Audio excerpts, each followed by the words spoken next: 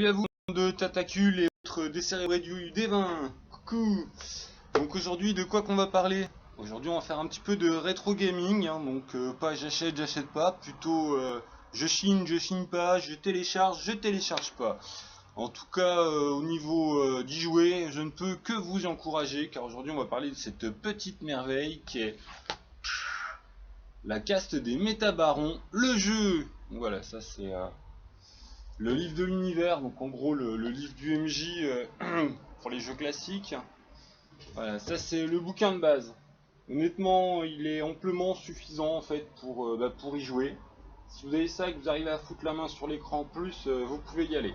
Quelques suppléments qu'on va voir, mais c'est vraiment le principal, voilà, la pierre angulaire de la gamme. Donc là-dedans, il y a tout, hein, la présentation du monde, voilà. Les règles, bien évidemment, comment créer ton perso, le stuff, la chronologie, une petite aventure d'intro, et surtout pas mal de choses pour vous donner le goût du monde. Bah, quitte à faire, on va vous présenter la gamme tout de suite. Hein. Le petit fascicule avec l'écran qu'il est beau. D'ailleurs, ça c'est un point global de la gamme. Hein. C'est tiré d'une BD, et c'est vraiment pas fait avec les pieds. Voilà, la BD c'est le métabaron. Mais plus largement, hein, il y a aussi l'Incal, avant l'Incal, Megalex, Technoprêtre, toutes les BD qui gravitent autour de l'univers de Jodorowsky sont prises dans le jeu. Et pendant qu'on en est un rapide coup d'œil sur la gamme, voilà, ça le bouquin L'Univers, qui est en fait quasiment une extension, une reprise, approfondissement de toute la partie monde des règles de base. Les codes de l'honneur, qui traitent un peu de ce qui est... pour faire très simple, hein, la force dans Star Wars, c'est l'Amarax dans les métabarons, et tout ça c'est sur l'Amarax. Enfin, il y a aussi un scénar et les pouvoirs psychiques, mais bon, principalement l'Amarax. L'économate et ses petits secrets, avec du scénario. Au passage, hein, le scénario, il y a quelques scénarios indépendants, mais grosso modo c'est une grosse campagne qu'il y a dans tous les bouquins, on conclura là-dessus, hein, la vidéo. Et les Magana, les nobles. Voilà. Bon, ceux qui connaissent un peu le monde vont me dire ah, mon dieu, il n'y a pas en fait sur les techno. Non, mais ils sont quand même bien présentés sur l'ensemble des trucs. Hein, t'as pas mal d'infos dans la BD. Voilà. Et forcément, ils ont une grosse part au niveau des scénars, donc il y a de l'info sur les techno. Mais de toute façon, tu me pines complètement la vidéo là avec ta réflexion à la con, donc je vais arrêter de t'écouter, toi, petite interrogation imaginaire. Donc reprenons.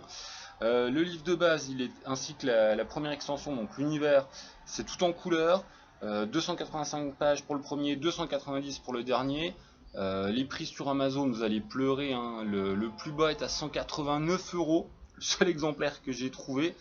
Donc aujourd'hui, hein, voilà, premier vrai jour d'été, 22 juin 2016, un seul exemplaire en vente dans toute la France, 189 boules, sans les frais de port. Pour un exemplaire qui est censé être bon, alors, je ne vais même pas savoir ce que c'est. Donc autant vous le dire, hein, si vous voulez jouer, vous empruntez un pote, vous arrivez à trouver la perle dorée dans une brocante ou un vieux magasin de jeux, ou vous torrent. Hein. De toute façon, voilà, hein, les droits ils n'existent pas trop maintenant, enfin si, peut-être que on s'en fout, vous torrent, de toute façon c'est du jeu de rôle, tout le monde s'en bat les couilles, on en est à distribuer les droits, hein. Merci Cyrose d'ailleurs pour ça. Putain, je divague totalement sur cette vidéo. C'est l'été, c'est l'effet du grand n'importe quoi. Donc, voilà, on vous a dit que les livres étaient vraiment beaux. Et voilà, donc les extensions, les suppléments sont noir et blanc, ils ont des illustrations très sympas. Et sinon, les deux bouquins de base, c'est du full color. Hein. Voilà. La couleur absolument partout. Avec tiens, ça par exemple, c'est juste de l'illustration de base moyen sympa. Quoi. Ça c'est juste le truc de base que je suis tombé dessus, qui n'ont rien de spécial. Ça c'est de l'illustration normale. Pour la qualité du truc, on est dans le minimal. Ah, des putains de belles illustrations. Bon, ça c'est du monstre. Alors, ça a beau être bien fait, ça reste du monstre. Ouais, j'ai arrêté de les regarder moins, faut les montrer à vous, quoi. Voilà, bon. D'ailleurs, au passage, hein, vous voyez la pagination, donc c'est quand même paginé large. Le jeu a été... Ta gueule la moto. Touché. Le jeu a été pensé quand même. Voilà, on va laisser passer la grosse moto qui fait mumuse. Hein, encore un gros bouffe en arrêt. Donc le jeu a été pensé en fait pas mal en termes d'initiation, hein. On sent que c'est le Yeti qui avait sorti ça, hein, à l'époque où le Yeti existait encore. Donc on sent que ça a été pensé pour surfer sur la vague de succès de la BD, hein, Métabaron, tout simplement de la réédition de l'Incal. Et ça s'adresse à du grand public. Un peu comme ce qu'on fait avec Landfust, tout simplement le jeu de Landfust. En sachant que c'est beaucoup plus abouti qu'un jeu de Landfust, en fait. Pour vous donner, pour rester dans le grand public, Star Wars, si vous avez trouvé que c'était un monde fouillé, Star Wars c'est pipi de chat côté de Métabaron, hein. Star Wars c'est vraiment c'est qu'une toute petite surface de comparé à Métabaron qui par contre est beaucoup plus lourd, beaucoup plus riche, aussi beaucoup plus complexe, hein. On n'en est pas les gentils d'un côté, les méchants de l'autre. Enfin, s'il y a quand même on verra tout à l'heure. Ouais, vous PJ, vous jouez les gentils avec un grand gentil, hein, là, contre les méchants, avec un gros méchant. Mais entre, il y a quand même tout un panel de gris qui est vraiment sympa.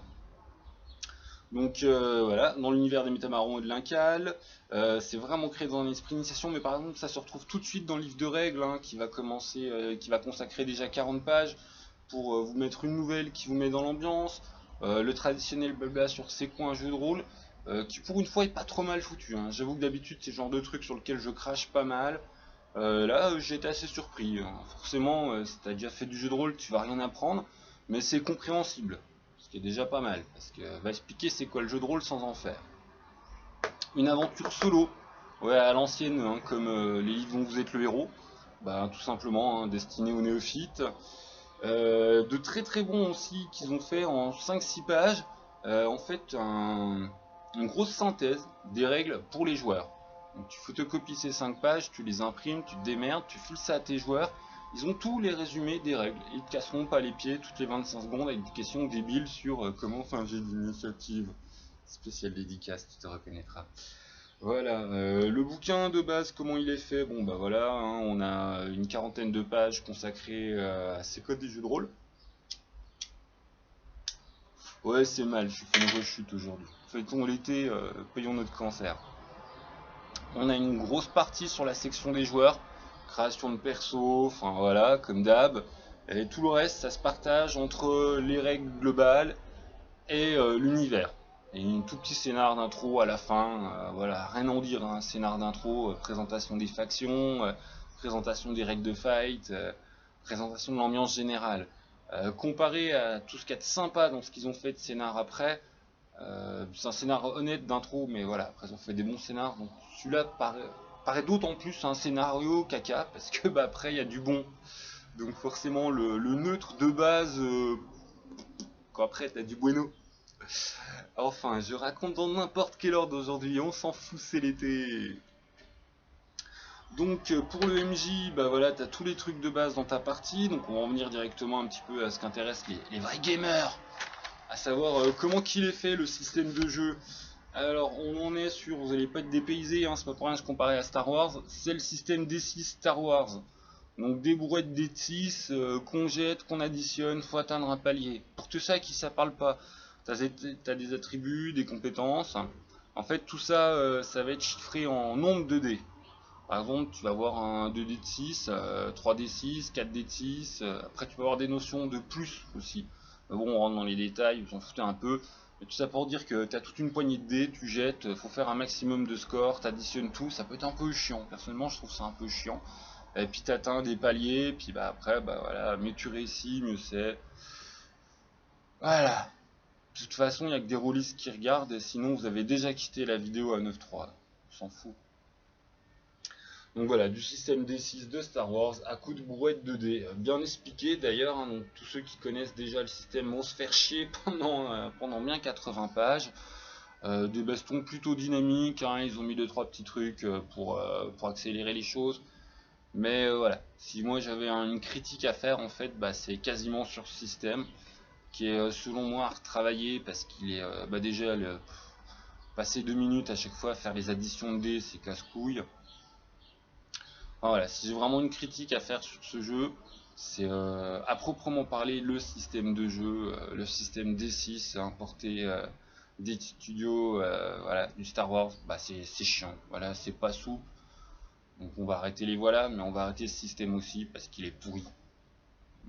Ce que j'ai à en dire. Après bon bah il passe, hein, il passe, et puis il a ses défenseurs aussi. Donc c'est bien qu'il y en a comme ça, mais perso ça m'a voilà. Perso ça me déplaît. C'est lourd, c'est chiant. J'avoue avoir fait certains scénars dans du Warhammer 40 000, en les ayant pris sans à peine. Hein. Et voilà, hein, tu passes. Putain, j'ai arrêté les voilà. Tu passes quand même vachement mieux avec un système plus souple à pourcentage. Vous démerderez de toute façon, hein, tout MJ il en fait qu'à sa sauce, tout simplement. Donc au niveau des règles, il y a quoi quand même de décrypte? Faut même vous le dire, faut que je fasse mon taf. Tous les vaisseaux spatiaux, les fights cosmiques intergalactiques entre vaisseaux, tu as. Les règles de baston, de soins, tu as.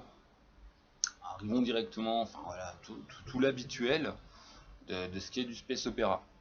On est quand même nettement plus sur un space opéra qui est plus sombre que Star Wars, mais nettement plus clair que du Dark Heresy. Il n'y a pas photo. Et vous incarnez l'espoir, vous incarnez des gentils. Il a moi-même. Donc, le truc majeur qu'on va voir dans ce jeu, c'est un monde super développé, pas mal métaphysique. J'y viens après hein, sur la partie spoil pour MJ, spoilé à mort. Et pour les joueurs, deux grosses sources de pouvoir, hein, en plus de je joue à Yann solo ou j'ai un gros fighter, à savoir ce qu'on appelle l'Amarax dans le jeu, c'est la force, en vachement plus approfondi. Tous vos persos en fait sont connectés à l'Amarax. En fait, à peu près tout être humain, toute créature pensante de l'univers y est connecté d'une certaine manière. Vous, c'est pas une petite connexion, c'est une connexion très forte et vous pouvez faire des trucs à la Jedi, tout simplement. Là où ça va être beaucoup plus subtil, c'est que les Jedi Star Wars, hein, il y a un seul code de la Force. Là, en fonction de vos convictions personnelles, vous avez des voies différentes d'Amarax. Hop, je me suis fait une vieille petite fiche parce qu'il y en a tellement que je les connais pas tous par cœur par leur nom. Mais voilà, vous pouvez incarner. Faut vraiment que j'arrête avec voilà, hein, je vais aller me faire soigner. Si vous êtes plutôt tourné sur l'autopréservation, vous la faire un peu en douce à la ninja, vous pouvez faire des fugas. Les bushikata, c'est la voie du guerrier gros bourrin. Les paléonobilis, c'est les nobles paladins bien pensants, tout gentils. Veritas, on est plus c'est-à-dire des espèces de journalistes, enquêteurs, détectives. Les putain je leur massacre à chaque fois leur nom. Les Skatawa, c'est nature positive, doridisme, une petite fleur. Les Rayas, c'est sur la communauté, pas très loin du communisme avec eux. Les Amors, c'est sur l'amour du prochain, pas du tout sur le sexe. C'est vraiment sur l'amour des bébés, l'amour des faibles, l'amour des vieillards, voilà, sur l'amour du prochain. Faut savoir que sur le supplément qui lui est consacré, hein, il y a plein de voix dites mineures parce que moins connues, et surtout il y a les règles de création de tes propres voix. Donc MJ, si tu as un joueur qui veut délirer et que tu as que le livre de base, fais pas ton psychologie de dire non, il n'y a que ces voix qui existent. Non, en fait, les voix la Marax sont vraiment multiples et universelles. Il s'agit juste en fait d'exprimer réellement ce qu'on est. Voilà, d'être en honnêteté avec soi-même et d'exulter. Voilà, je vais me mettre une balle dans le pied avec voilà. Le fond du méchant, même si on a une espèce d'entité cosmique qui fout la merde, c'est ce qu'on appelle dans le jeu le nécro-rêve, et c'est l'apathie. Vos persos jouent des gentils parce que c'est des révoltés face à un monde de merde, qui a vraiment aucune valeur, et qui ont décidé de suivre leur petite voie intérieure, et de se battre quand même contre toute cette injustice. Donc c'est l'exaltation contre la fatalité, contre la dépression. Alors, le monde en lui-même, parlons-en un peu plus, parce que c'est surtout ça qui est intéressant dans le jeu. Et si vous avez kiffé les BD, mais le jeu le développe dans tous les sens. Moi j'ai bien aimé les BD, j'ai appris plein de trucs grâce au jeu. Le bouquin de base file pas mal de background, mais l'univers, voilà. Là c'est vraiment du bon background. Hein. Sur tout ça, vous avez quasiment vous avez 290 pages. Il y en a 250, c'est que du fucking background, avec très peu de remplissage. Des petites nouvelles à droite et à gauche pour mettre dans l'ambiance, mais c'est tout. Mais je digresse, je fais de la merde. Donc, le monde, parlons-en un petit peu. C'est un empire, voilà. C'est un bon gros empire humain. Donc, si t'es pas humain, t'es dans la merde. Tout le monde il est bien raciste. Cet empire est pas dirigé par un empereur, il est dirigé par l'empéroratrice, qui a un être jumeau. Ces deux jumeaux collés par le dos, fusionnés, c'est Janus Jana. Des jumeaux dégoûtants collés par le dos, qui sont pas très psychologiquement stables. Un petit peu quand même. Eux ils dirigent l'empire global, mais l'empire global repose sur ce qu'on appelle les 4 piliers. Donc on a les techno-techno, des espèces de techno religieux qui possèdent 40% des mondes, 28% du produit universel brut, et qui sont un peu la puissance montante. Ils ont tendance à être en vue de leur prochain, ils essayent un peu de tout grappiller. Au niveau de l'histoire du monde, quelquefois ça a été des forces positives, des fois négatives. On est clairement là plus sur un aspect, ils sont dans le négatif. Et ça, vos joueurs ils vont le sentir tout de suite. C'est un peu des cassages de couilles, c'est des casseurs de couilles. Les Magana, c'est la noblesse, le deuxième pilier. Ils possèdent que 10% des mondes, si les mondes les plus riches, faut être clair. Ça se voit bien au niveau de leur revenus. Ils font 47% du produit universel brut. C'est une grosse puissance au niveau monétaire et au niveau politique, la noblesse. On a l'économate, c'est les banquiers. Ils possèdent un seul monde, qu'il est rien qu'à eux.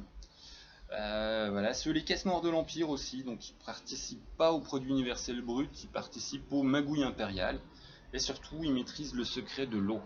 Voilà, eux ils créent de l'eau comme ça. Donc à partir de là, ils fournissent l'humanité en eau. Donc ils sont quand même un petit peu, voilà, c'est pas que des petits banquiers de merde en fait. Ça c'est la face visible, mais en fait c'est du lourd l'économate.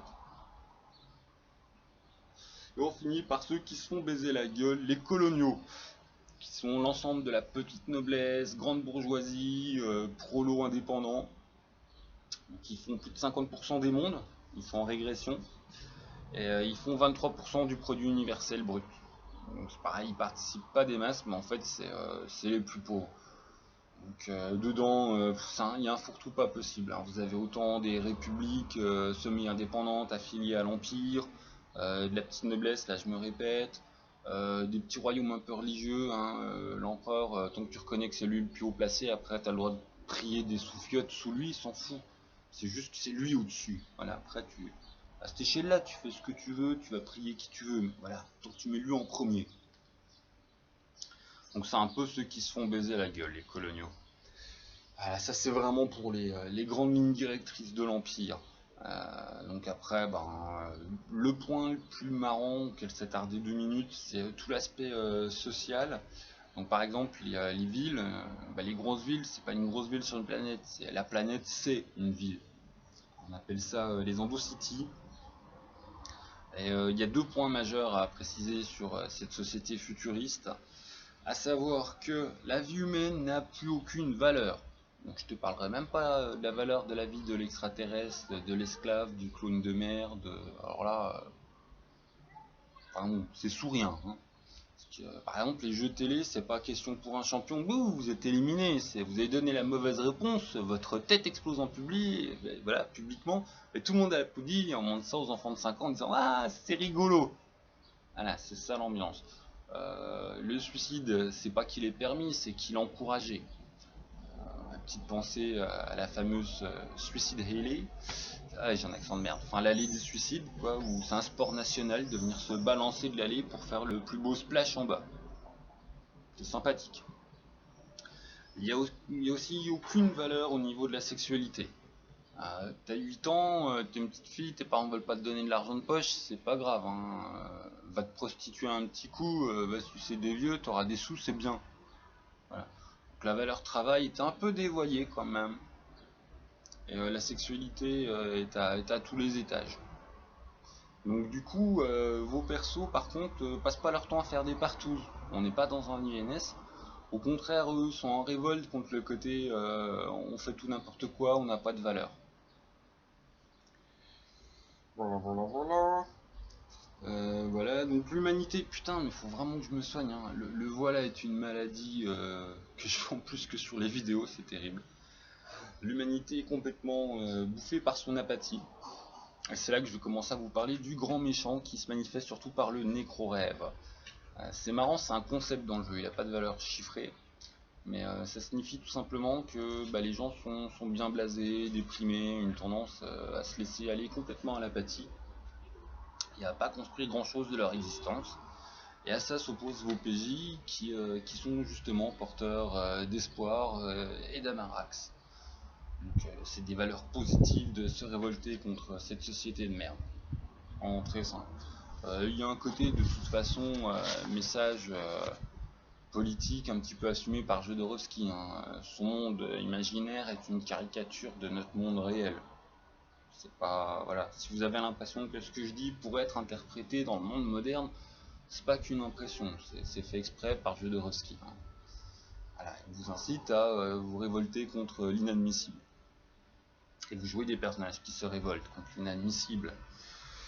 Ouais, sinon, parlons 2 instants des extraterrestres. Ouais, donc il y a des extraterrestres, il y a des mutants, il y a des paumés marginaux, il y a des esclaves. Le monde est assez glauque, hein, au niveau de la pauvreté. Il y a énormément de factions internes.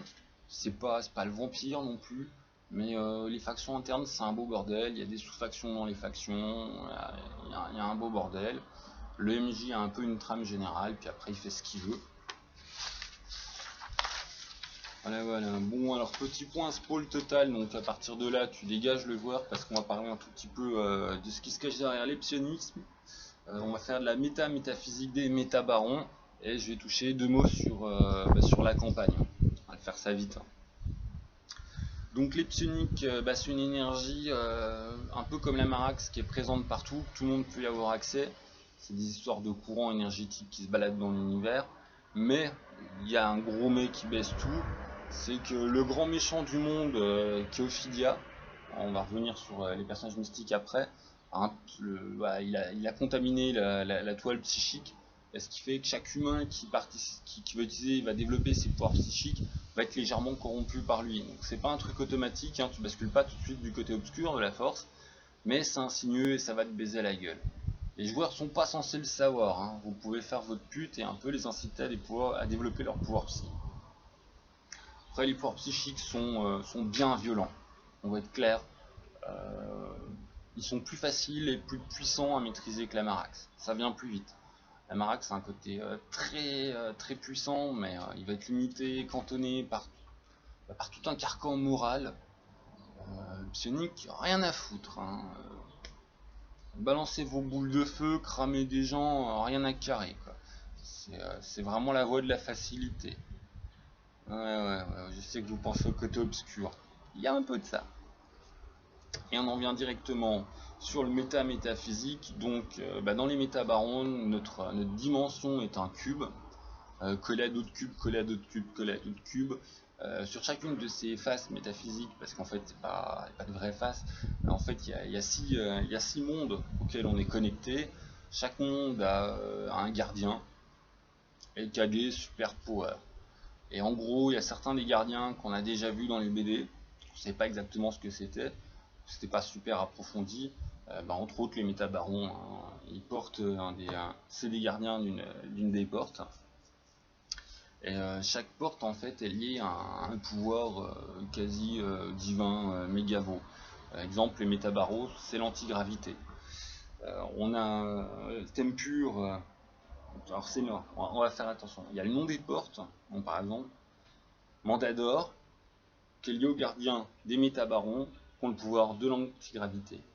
Il y a la porte Tempurt, qui est liée à Walk, qui est une espèce de tortue au corps métallique qui se cache, et qui lui, elle, je ne connais pas son sexe, maîtrise toutes les températures. Il passe du zéro absolu à température d'une étoile, et il modifie toutes les températures autour de lui comme il veut, et il peut passer son pouvoir un peu à qui il veut. On a Lucioche, son gardien, c'est Ophidia, qui est le gros foot l'éditeur de merde de la campagne et du monde, hein, qui est le responsable du nécro-rêve qui fout la merde, Ophidia. Ophidia, son pouvoir, c'est la science absolue, la connaissance absolue, et il est organisé comme le Tao, le yin-yang pour les petits occidentaux, savoir qu'il a une face lumineuse et une face obscure, que les deux s'équilibrent. Seulement en ce moment on est sur une phase prépondérante de l'obscur, et l'obscur a décidé de baiser tout le monde, de ne pas céder la place à la face de la lumière qu'il a en lui, donc de baiser l'autre partie de lui-même et tout l'univers avec. Il va tout niquer. Et la campagne, hein, voilà, les joueurs sont dans cette partie, vos joueurs ils vont s'opposer à ça. Ouais. Vos joueurs vont être entraînés de petits scénarios à gros scénarios, avec des pires rencontres de PNJ qui tuent, à s'opposer à un dieu, un des 6 dieux majeurs du monde. Pour finir ces 6 dieux majeurs, ouais, non, je suis obligé de lire tellement les noms sont. Il y en a que je m'en souviens, il y en a des perchés. Donc on a un père Béhod, qui est donc son gardien c'est Bem, c'est la maîtrise des fluides. Alors pour ceux qui font maîtrise des fluides, ah mais l'eau est un fluide, ouais en fait c'est une espèce de moule géante, et celle qui a la tête de l'économate. Voilà. Donc un des 4 piliers de l'Empire est en fait tenu en sous-main par un des gardiens, qui fait ses petites magouilles aussi. Par exemple, la tortue dont j'ai parlé avant, hein, Hulk, lui il en a rien à foutre de l'humanité, il veut qu'on lui foute la paix. Voilà, donc il est allé se cacher au fin fond de l'espace, il a créé une comète de zéro absolu autour de lui pour rester pépère, pour pas que les humains le trouvent et lui casser les pieds. Donc tous les dieux en fait sont pas forcément participés à l'humanité, et Bem il y participe bien. Ruant, qui est le gardien de Shud, donc le 5ème, si vous avez bien suivi, lui est plutôt neutre. Il vit parmi l'humanité, mais il veut pas qu'on lui pète les couilles. Et son pouvoir, c'est la maîtrise des formes. Ouais, il définit les formes. Voilà, il y a une montagne, si lui plaît pas, il fait zou, c'est une plaine. Il aime pas que t'aies deux bras, il fait zouzou, t'en as 4. C'est la maîtrise des formes. C'est un bon veau aussi. Et pour finir, on a un Puerco, un espèce de lézard géant, plutôt fun, qui vit aussi pépère sur sa planète et puis qui a bien réussi à feinter pour qu'on ne devine pas qu'il est là. Et en fait, il a un pouvoir, c'est le plus mystérieux des 6. Hein. Et son pouvoir, pour l'instant, le peu qu'on en sait, c'est que c'est la maîtrise des arômes. Et on a 2 lignes en fait où on sait que son pouvoir, c'est pas seulement la maîtrise des arômes. Apparemment, il pourrait aussi maîtriser les étoiles, soumettre le cosmos, tout ça. Mais en fait, son trip à lui, c'est qu'on lui foute la paix. Donc c'est D6, il est décrit, sa psychologie est décrite, hein, mais c'est le seul dont la limite de puissance est pas trop donnée. Hop, voilà. Et là on va essayer de faire en 3 minutes les scénars. Donc un scénar d'intro pour présenter le monde, rien de spécial à en dire à part que c'est un scénar d'intro. On a 3-4 scénars qui sont pas liés à la campagne générale. Je dis conneries, il y en a au moins 4-5. Et qui sont plutôt sympas. Je vous disais plutôt que j'en avais adapté certains à Dark Heresy. Mes joueurs ont bien kiffé, hein. Ils ont pas du tout senti la transition. Et ouais non, ça reste des scénars assez sympas avec un petit côté chevaleresque, mais pas trop. Il y a toujours des dilemmes moraux. Hein. De toute façon, la trame de fond se démerde souvent pour mettre vos joueurs face à des dilemmes moraux. Et enfin, la campagne générale, où en gros, vos joueurs vont participer à l'avènement d'un prophète qui vient en fait pour combattre Ophida. Pas trop vous en raconter plus, non pas que je vais vous spoiler, mais je vais complètement vous embrouiller. A noter que la game, ils ont fait un truc sympa quand ils ont senti que la gamme allait planter. Donc la fin de campagne n'est pas construite, mais ils ont tout donné au MJ. Voilà, dans le dernier supplément, vous avez toute la vérité cosmique cachée, tous les enjeux de la campagne, qui fait quoi, qui baisse qui. Donc pour une gamme qui a planté avec sa boîte d'édition, ce qui est sympa, c'est que vous avez quand même les clés en main pour finir la campagne. C'est le petit bémol négatif, c'est qu'à un moment, MJ, il va falloir que tu bosses. Mais ça reste relativement simple, hein, surtout qu'il y a tout le début de campagne qui est fait pas à pas, et tu as la fin de campagne qui est laissée à ta création, tout en sachant que tu connais tous les PNJ principaux, tous les enjeux, toutes les encules. Donc à partir de là, fais ton boulot, MJ. Bon, que vous dire d'autre que c'est un putain de bon jeu. J'espère que je voulais un petit peu quand même présenter, vendu bien, même si l'été faisant, là j'ai vraiment fait à l'arrache quand même. T'as plus de boulot de fond que d'habitude, mais alors encore moins de boulot de forme. Voilà, fuck la forme. Et voilà, hein, on va préciser une dernière fois, c'est un putain de jeu introuvable. Téléchargez-le, faites pas chier. Si vous arrivez à foutre la main sur l'écran, ça fait toujours joli, et les tapes sont bien sympas. Et le jeu est beau, le jeu est vraiment beau. Les suppléments sont pas des suppléments de rembourrage. Il y a vraiment à chaque fois des nouvelles choses dedans. Donc il y en a un sur l'économate, sur les magouilles de l'économate qui sont bien poussées. Il y en a un sur les nobles, une présentation pouillée de tous les nobles qui est peut-être celui dont on peut le plus se passer. Voilà. Même si au niveau de la campagne, ouais, les scénars sont répartis dans chaque supplément. Et le supplément sur la Marax, le guide de l'honneur, qui est plus sur la force, qui est du globalisant.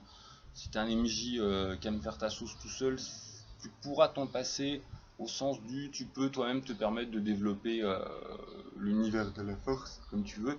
Et t'as l'info majeure dedans qui est qu'à savoir que les pouvoirs psioniques sont piégés. Voilà. Ça dans le bouquin de base on l'a pas trop. Il y a 2-3 trucs sur attention le pouvoir psionique. Mais en fait il faut attendre le supplément pour savoir qu'Ophilia vous baise l'humanité par les pouvoirs psy.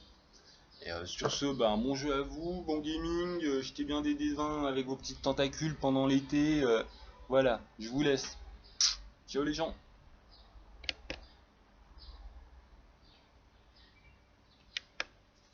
Il veut pas s'éteindre.